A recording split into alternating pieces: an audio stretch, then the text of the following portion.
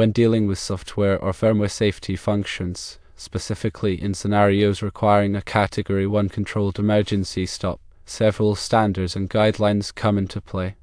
It's crucial to understand these to ensure system safety and compliance. NFPA 79 sections 9.433 and 11.34 reference IEC 61508 as a primary standard for devices used in software or firmware safety functions. However, this is not the only relevant standard. Additional standards to consider include IEC 61511, which focuses on functional safety for safety instrumented systems in the process industry sector. ISO 26262 addresses functional safety in road vehicles. IEC 62061 covers the safety of machinery, specifically the functional safety of electrical, electronic, and programmable electronic control systems. And IEC 61800.52 deals with safety requirements for adjustable speed electrical power drive systems, focusing on electrical, thermal, and energy aspects. When specifying a PLC or controller for such applications, several models are recommended for their safety features and compliance. The Allen Bradley Compact Logix 5000 series with a safety add-on profile is a strong contender. Similarly, the Siemens Simatic A7.1500 series, particularly those with an FCPU, which stands for Failsafe CPU, and Failsafe Input/Output modules, are well suited. The Rockwell Automation Control Logix 5580 series with a Guard Logix controller is another option. Schneider Electric offers the Modican M580 series with safety input/output modules, and Omron provides the NJ series with a safety controller.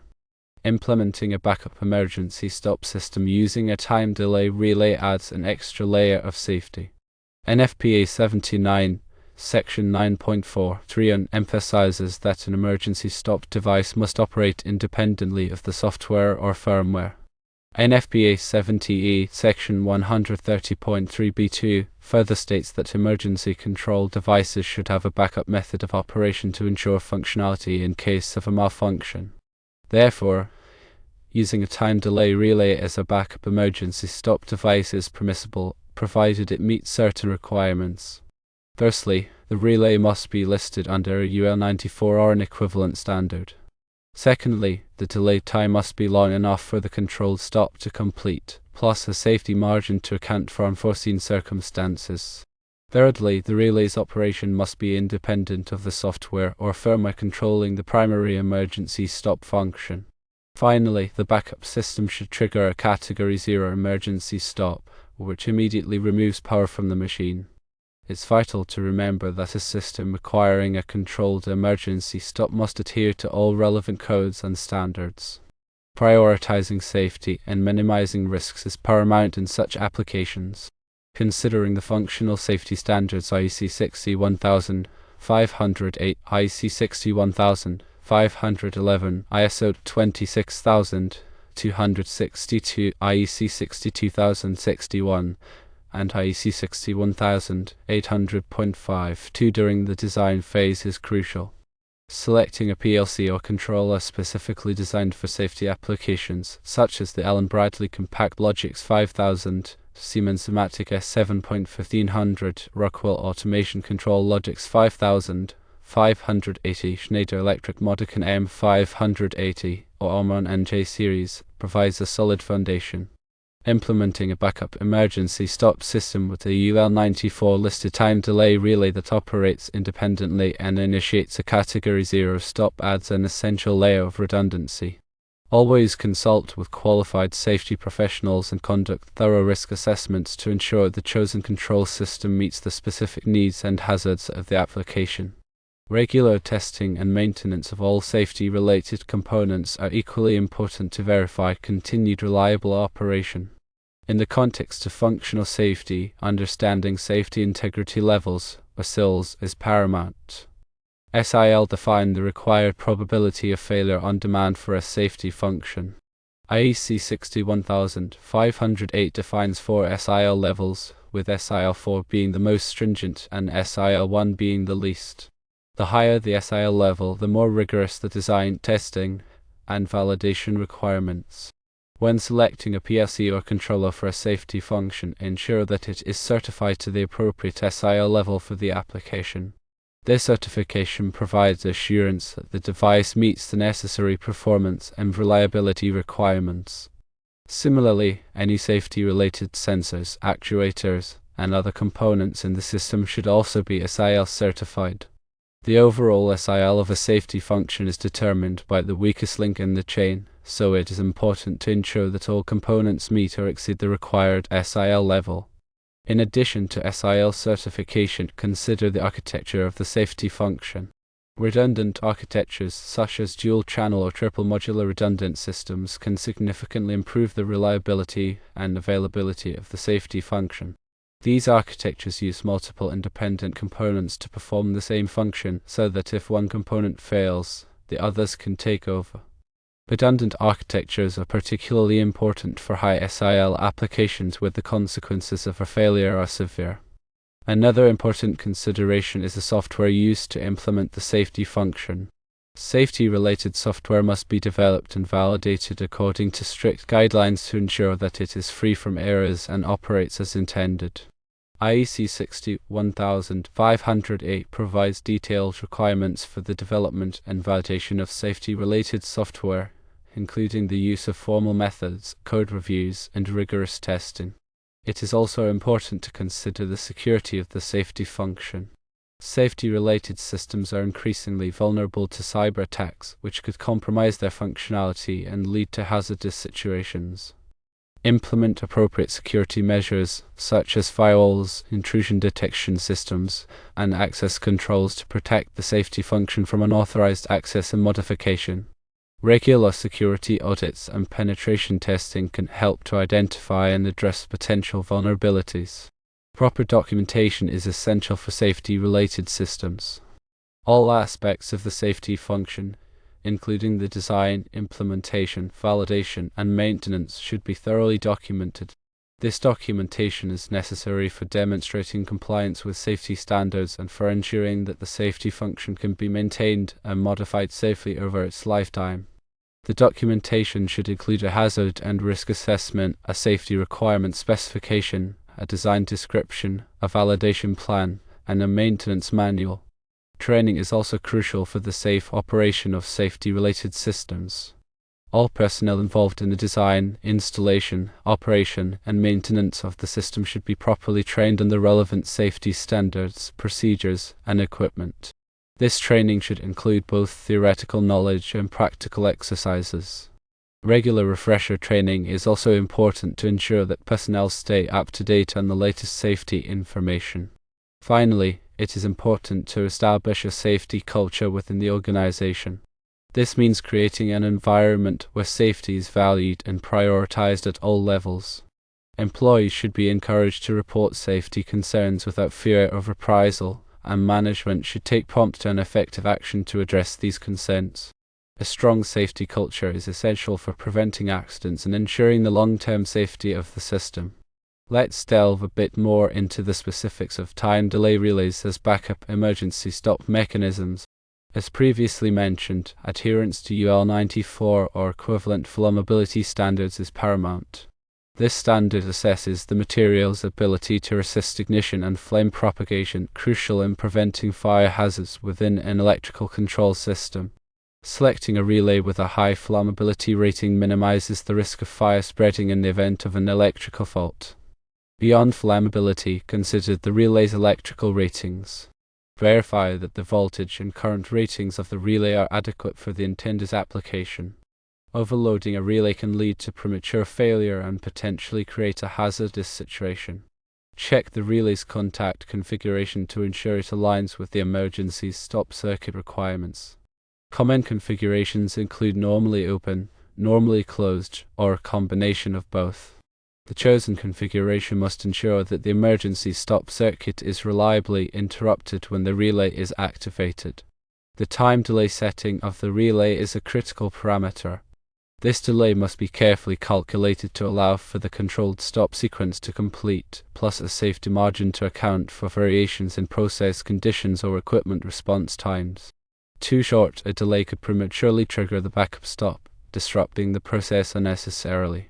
Too long a delay could allow a hazardous situation to escalate before the backup stop is activated.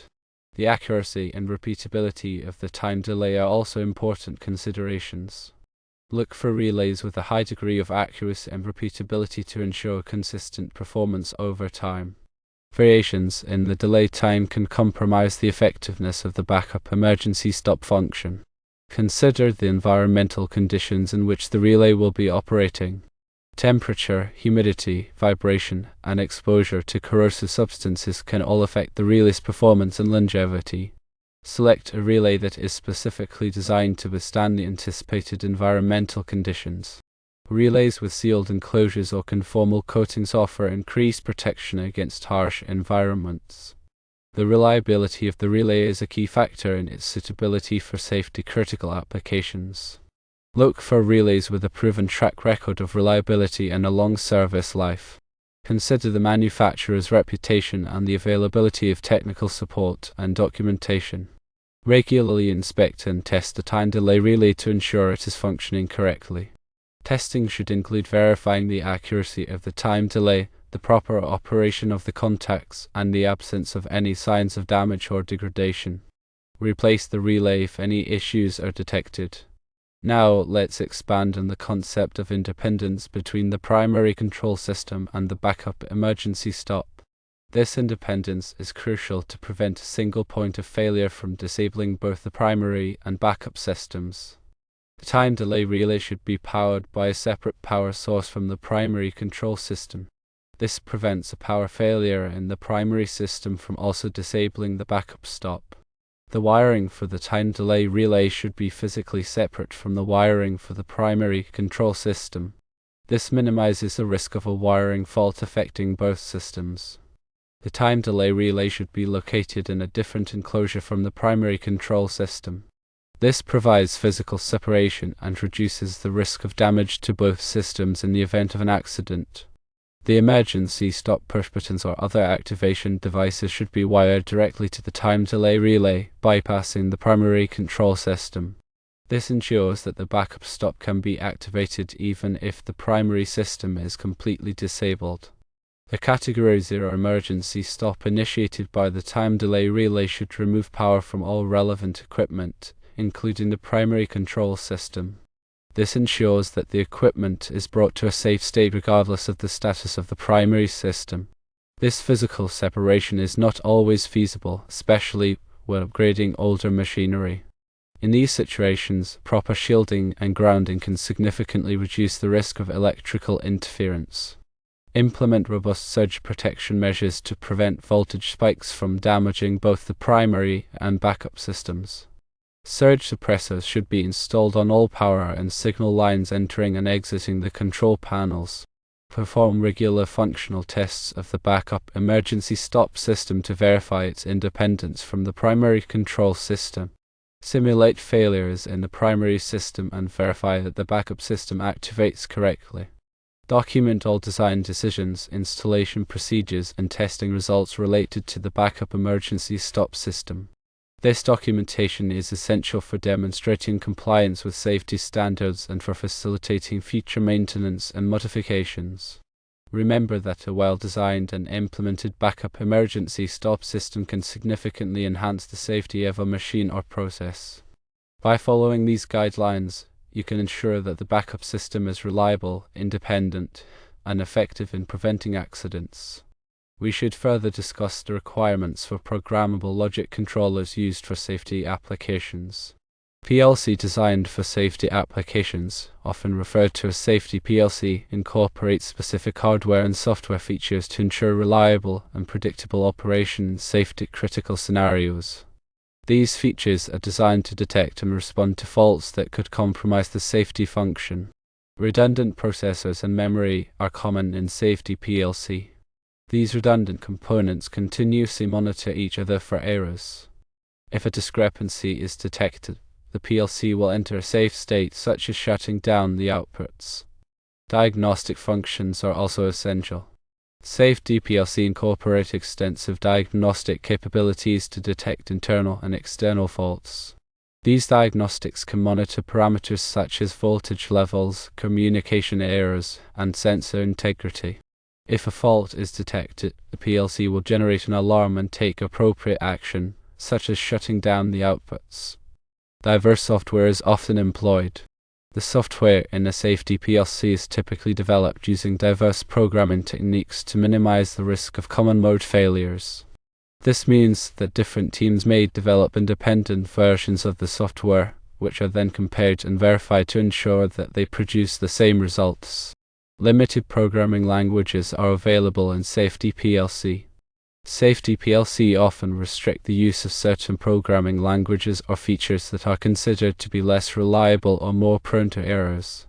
For example, languages that allow for dynamic memory allocation or recursion may be prohibited. Rigorous testing and validation are critical for safety PLC. Safety PLC is subjected to extensive testing and validation to ensure that they meet the required safety integrity level. This testing includes both hardware and software and covers a wide range of operating conditions and fault scenarios. Certification by a recognized third party is a must. Safety PLC must be certified by a recognized third party, such as TUMA-V or Exida, to demonstrate that they meet the requirements of relevant safety standards. This certification provides assurance that the PLC is suitable for use in safety-critical applications. Proper grounding and shielding are paramount. To minimize the risk of electrical interference, safety PLC must be properly grounded and shielded. This includes using shielded cables, grounding all metal enclosures, and providing adequate surge protection. Regular maintenance and testing is also a must. Safety PLC require regular maintenance and testing to ensure that they continue to function correctly over their lifetime. This includes checking the power supply voltage, verifying the integrity of the wiring, and performing functional tests of the safety functions. When selecting a safety PLC, it is important to consider the specific requirements of the application. This includes the required safety integrity level, the number of inputs and outputs, the communication protocols, and the environmental conditions. Consult with qualified safety professionals to ensure that the selected PLC is suitable for the intended application. Let us address the topic of emergency stop categories. Emergency stop systems are classified into different categories based on their functionality and performance. These categories are defined in standards such as EN ISO 13850 and IC 60204.1. Understanding these categories is essential for designing and implementing effective emergency stop systems. Category 0 is an uncontrolled stop achieved by immediately removing power to the machine actuators. This is the simplest type of emergency stop and is suitable for applications where a rapid stop is essential and the risk of secondary hazards is low. Category 1 is a controlled stop where the machine actuators are decelerated to a safe stop before power is removed. This type of emergency stop is used when a sudden loss of power could create a hazard, such as damage to the equipment or injury to personnel. Category 2 is a controlled stop where the machine actuators are decelerated to a safe stop but power is not immediately removed. This type of emergency stop is used when it is necessary to maintain power to certain components of the machine to prevent damage or to facilitate a safer start. The selection of the appropriate emergency stop category depends on the specific hazards associated with the machine or process. A risk assessment should be performed to identify these hazards and to determine the required level of safety. The risk assessment should consider factors such as the speed of the machine, the potential for injury, and the consequences of a failure. Once the appropriate emergency stop category has been selected, the emergency stop system must be designed and implemented to meet the requirements of that category. This includes selecting appropriate components such as emergency stop push buttons, safety relays, and motor starters, and wiring them together in a safe and reliable manner. The emergency stop system must also be tested and validated to ensure that it functions correctly under all operating conditions. Regular maintenance and inspection of the emergency stop system are essential to ensure that it continues to function correctly over its lifetime.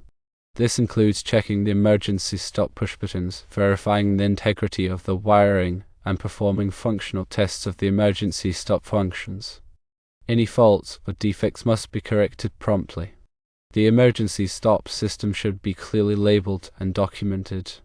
The documentation should include a description of the system, a wiring diagram, and instructions for testing and maintenance.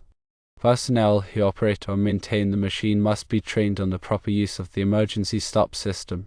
This training should include instructions on how to activate the emergency stop, how to verify that the machine has stopped, and how to reset the emergency stop system. Let us discuss the software validation for safety systems. Software validation is a critical aspect of ensuring the safety of software-controlled systems. It involves verifying that the software meets its intended requirements and that it does not introduce any unacceptable risks.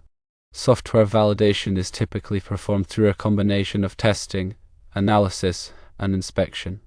Testing involves running the software under a variety of conditions to verify that it functions correctly. This includes both functional testing, which verifies that the software performs its intended functions, and non-functional testing, which verifies that the software meets other requirements such as performance, reliability, and security. Analysis involves examining the software code and design to identify potential errors or vulnerabilities. This can be done manually or with the aid of automated tools. Inspection involves reviewing the software documentation and code to ensure that it is complete, accurate, and consistent. Software validation should be performed throughout the software development lifecycle, from the initial requirements definition to the final deployment. This ensures that errors are detected early and that they can be corrected before they cause any harm. The software validation process should be documented and the results should be reviewed by qualified personnel. The documentation should include a description of the validation methods used, the results of the validation, and any corrective actions taken. Software validation is a complex and challenging task, but it is essential for ensuring the safety of software-controlled systems. By following a rigorous software validation process, it is possible to reduce the risk of software-related failures and to protect people and the environment from harm. Here are some of the key steps involved in software validation. Define the software requirements. The first step in software validation is to define the software requirements. These requirements should be clear, concise, and unambiguous. They should also be testable and verifiable. Develop a validation plan. The next step is to develop a validation plan. This plan should describe the validation methods that will be used, the criteria for success, and the responsibilities of the validation team. Perform the validation activities. The validation activities should be performed according to the validation plan. This includes testing, analysis, and inspection. Document the validation results. The results of the validation should be documented in a validation report. This report should include a description of the validation methods used, the results of the validation, and any corrective actions taken. Review the validation results. The validation results should be reviewed by qualified personnel. This review should ensure that the validation was performed correctly and that the software meets its requirements. Approve the software. If the validation results are satisfactory, the software can be approved for use. Maintain the software. After the software has been deployed, it should be maintained to ensure that it continues to function correctly. This includes correcting any errors that are found and updating the software to meet changing requirements. Another aspect to consider is the use of diverse and redundant sensors. Employing diverse sensors, which rely on different physical principles to measure the same parameter, can mitigate the risk of common mode failures. For example, using both a pressure transducer and a flow meter to detect a blockage in a pipe provides redundancy and reduces the likelihood of a single sensor failure leading to a hazardous situation. Redundant sensors, where multiple sensors of the same type are used to measure the same parameter, offer another layer of protection. By comparing the readings from the redundant sensors, it is possible to detect sensor failures and to take appropriate action, such as switching to a backup sensor or shutting down the system. Sensor diagnostics are equally important. Implementing sensor diagnostics such as wire break detection and signal plausibility checks can help to identify sensor failures early on. Wire break detection can detect broken or disconnected sensor wires, while signal plausibility checks can verify that the sensor readings are within a reasonable range. These diagnostics can provide valuable information about the health of the sensors and can help to prevent false alarms or misdetections. Proper sensor installation and maintenance are crucial for ensuring accurate and reliable sensor readings. Sensors should be installed in accordance with the manufacturer's recommendations and should be protected from environmental factors that could affect their performance, such as vibration, temperature extremes, and corrosive substances. Regular sensor calibration and maintenance are also essential for maintaining their accuracy and reliability.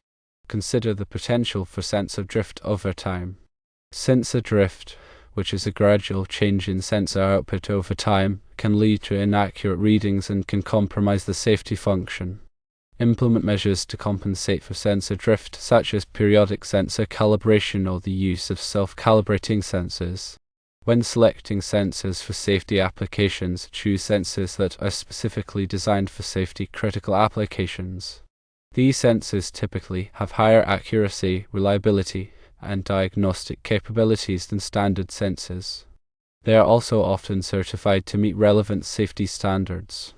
And lastly, proper grounding and shielding is important for sensor cables and connections. To minimize the risk of electrical interference, sensor cables and connections should be properly grounded and shielded. This includes using shielded cables, grounding all metal enclosures, and providing adequate surge protection.